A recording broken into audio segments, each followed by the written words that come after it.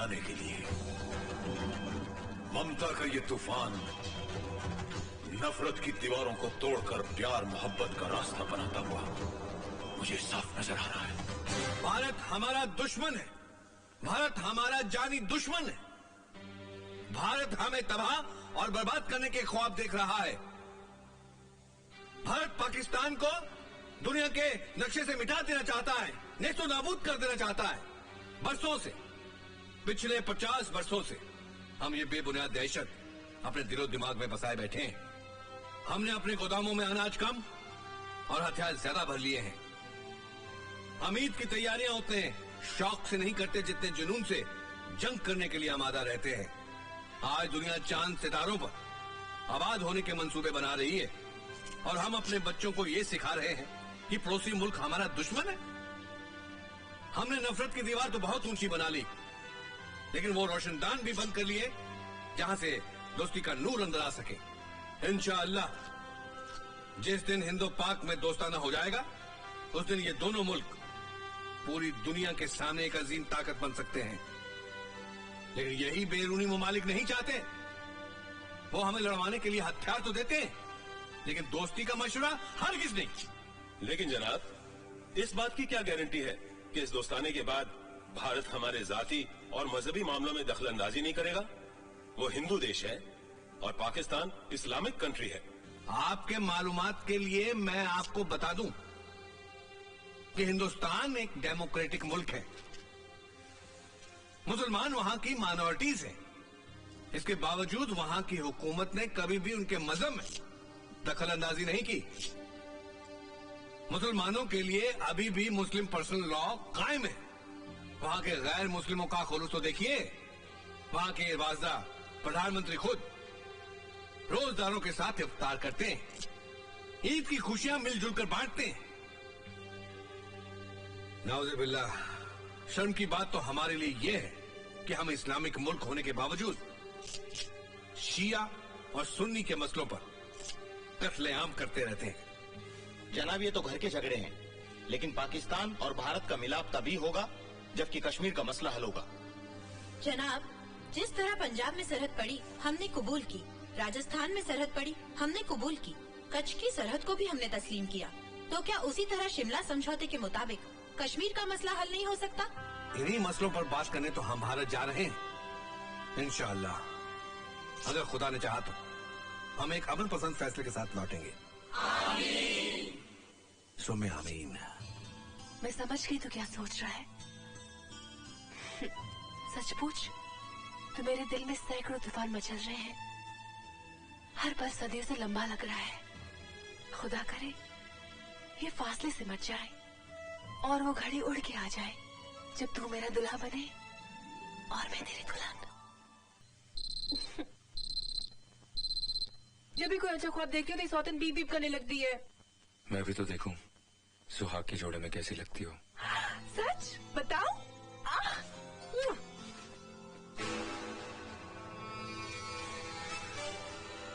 तुम समझ गए ना तौहीद? तौहीद OPN 1613M का मतलब अच्छी तरह जानता है। अब तक मेरे हाथों हिंदुस्तानी अफसरों का कत्ल हुआ, लेकिन अब हिंदुस्तान की सरजमी पर पाकिस्तानी वजीर आजम को मारने का सेहरा भी मेरे सर पर।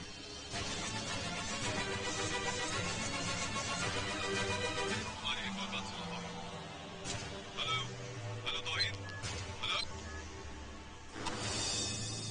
तुम पाकिस्तानी प्राइम मिनिस्टर का खून हिंदुस्तान में करना चाहते हो ताकि इसका इल्जाम हिंदुस्तानियों पर लगे? कैसी बेसिर पैर की बातें कर रही हो? मैं तौहीद हूँ, तुम्हारा आशिक। सिर्फ अपनी बातें करो, अपनी शादी की बातें। मैं अपनी शादी के बारे में बात करूं, चाहे मेरा होने वाला शौहर इस मुल्क की सुहागिनों को विधवा बना दे। मैं अपने घर के बारे में सोचूं, चाहे मेरा होने वाला शौहर यहाँ के मकानों को कब्र में बदल दे। मैं सुहाग की चुनरी को अपनी आंखों में लपेट लूं ताकि लाशों की ढेर नजर न आए, इन जोड़ों की तकलीफ न हो, कि यतीम बच्चों की चीखें सुनाई न दे। यही चाहते हो ना तुम? ये क्या हो गया तुम्हें? हाथ मत लगाओ मुझे। मैंने सब अपने कानों से सुन लिया है। कौन हो तुम? कौन हो तुम? सुनना चाहती हो? मैं पाकिस्तानी तंजीम का खुफिया मेंबर हूँ। जिस होटल में तुम नाचती थी वो हमारा कंट्रोल टावर था, और जब्बार हमारे मिशन का सरगना। रोशनारा, तू मेरा मकसद पूरा करने में मेरा साथ दे, मैं जिंदगी भर तेरा साथ दूंगा। सौदा? नहीं, मदद। हम दोनों मुसलमान हैं, हमारा ईमान एक है, हमारा कुरान एक है। मेरा साथ दे रोशनारा। जब कुरान और ईमान का वास्ता दे दिया तो इनकार कैसे कर सकती हो? लेकिन एक वादा कर। कैसा वादा? तेरे मकसद के खातिर हिंदुस्तान का एक भी मुसलमान बलि नहीं चढ़ेगा। इस मुल्क के रहने वाले हर एक मुसलमान की हिफाजत की जमानत दे, फिर मैं तेरे साथ हूँ। कैसी बेवकूफी की बातें कर रही है? जंग जब मुल्क तबाह करने के लिए हो तो ये नहीं देखा जाता कि वहां के रहने वाले किस मजहब के हैं। वो सिर्फ दुश्मन होते हैं। क्यों? हिंदुस्तान के मुसलमानों को कुरान अलग है और पाकिस्तान के मुसलमानों को अलग? अगर तेरी नजर में यहाँ के मुसलमान दुश्मन हैं, तो मैं तेरी दोस्त कैसे हो गई? एक दुश्मन से मदद की उम्मीद क्यों रख रहा है तू? क्योंकि मैं तेरा प्यार हूँ। नहीं। जिसका शिकार लगातार ये होता रहा है, आज अगर आपने इसकी बात पर यकीन नहीं किया तो इसका असर देश पर भी पड़ सकता है। लेकिन यकीन करने के लिए कोई बेस तो होना चाहिए ना। बेस है बराड़ साहब, डॉक्टर दस्तूर। हो सकता है उसके जरिए अजय का दिमागी तार उसके जुड़ा भाई तौहीद से मिल जाए और हमें यह पता चल जाए कि इस वक्त तौहीद कहां है और क्या कर रहा है। लेकिन सर, ऑपरेशन 1613M डिकोड कर लिया गया है। Murder of Pakistani prime minister in India. Pakistan के प्राइम मिनिस्टर की हत्या हिंदुस्तान में। ये contact air control, contact the general, contact Islamabad, anybody who is responsible, get him on the line, fast, come on fast. Brar साहब, मेहरबानी करके दस्तूर को एक्सपेरिमेंट करने की इजाजत दीजिए। No no, I have no time for any experiment. हो सकता है तौहीद इस मिशन पे हो। हम अंदाजों पर नहीं चलते। कभी कभी अंदाज सच हो सकते हैं sir. Why don't you understand, Kabira? Ajay Malhotra is a damn hardcore criminal. अगर उस एक्सपेरिमेंट का फायदा उठाकर ये वहां से भाग निकला और प्राइम मिनिस्टर को कुछ हो गया, then who the bloody hell will be responsible? उसका जिम्मेदार कौन होगा? कौन होगा उसका जिम्मेदार? मैं होऊंगा जिम्मेदार। मैं जिम्मेदार होऊंगा। मैं, मेरा फर्ज जिम्मेदार होगा। जिम्मेदार होगी मेरी ये वर्दी, जिम्मेदार होंगे मेरी छाती पर लगे हुए ये तंगे, जिम्मेदार होगा मेरा कटा हुआ ये बाजू,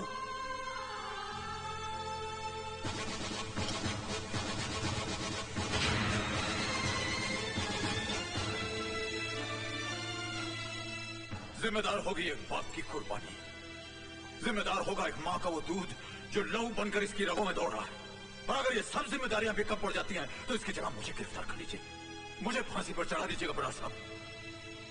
ओके कबीरा, ठीक है, I'll give it a try.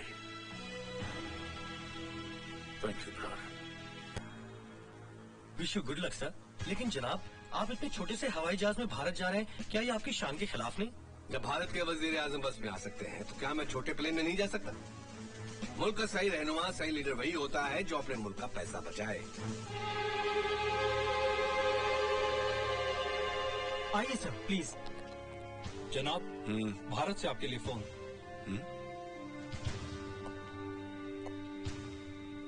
Hello, मैं मुंबई से जनरल बराड़ बोल रहा हूँ। कहिए जनाब। आपके प्राइम मिनिस्टर का प्लेन भारत आने के लिए शेड्यूल है, उसे हमारी नेक्स्ट इंफॉर्मेशन मिलने तक रोक दिया जाए। Okay sir.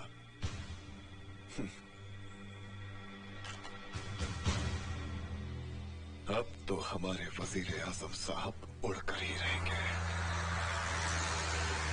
Good morning mister prime minister. मैं जहाज का कप्तान इमरान बोल रहा हूँ। इस्लामाबाद से मुंबई की दूरी 2 घंटे 50 मिनट में तय की जाएगी। कौन हो तुम? अजय मल्होत्रा। नहीं, तुम अजय मल्होत्रा नहीं, तुम तौहीद हो। तौहीद अजय मल्होत्रा का जुड़वा भाई, वो तौहीद जिसकी वजह से अजय मल्होत्रा की जिंदगी मुसीबत में फंस गई है।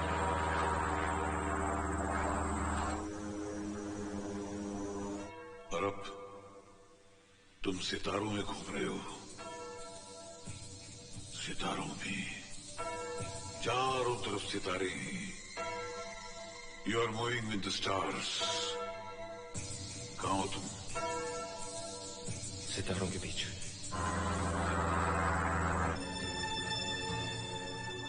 Excuse me sir.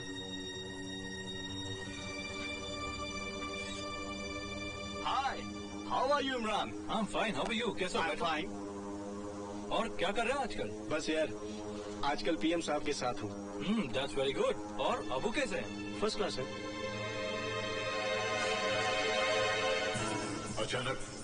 अचानक तुम भंवर में फंसने लगे। तुम भंवर में फंसते जा रहे हो। तुम भंवर में फंसते जा रहे हो। तौहीद, अपने आप को बचाओ। तौहीद, अपने आप को बचाओ। तौहीद, अपने आप को बचाओ। तौहीद, डूब जाओगे तुम। तौहीद, इस वक्त तुम कहां हो? तौहीद, तुम कहां हो?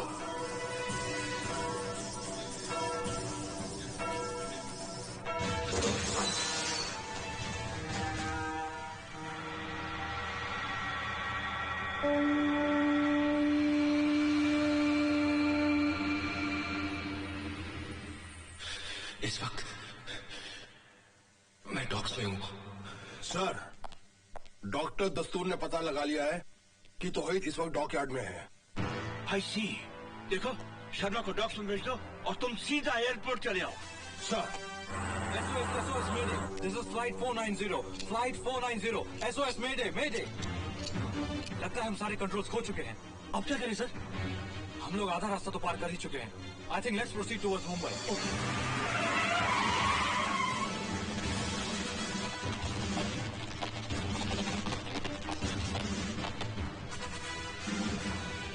बाबा, मेरा भाई यहीं कहीं कंटेनर्स के आसपास होगा।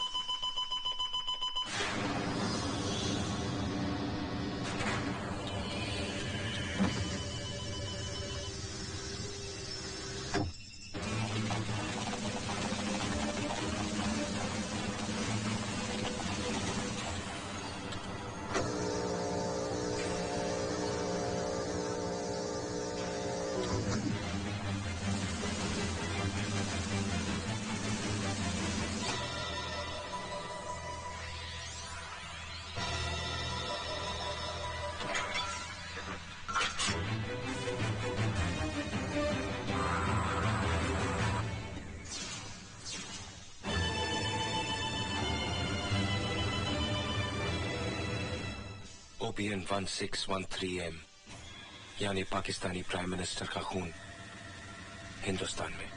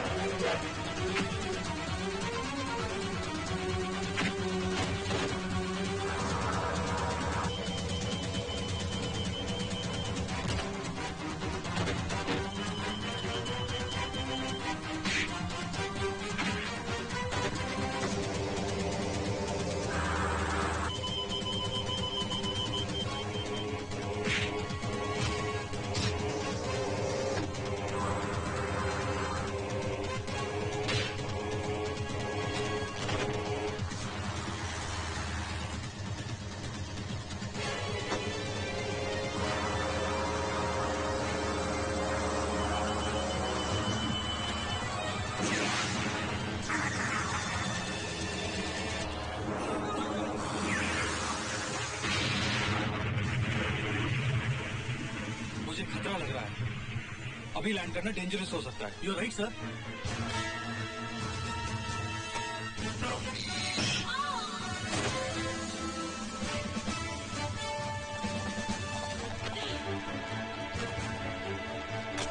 नहीं बेटे नहीं, नहीं भैया,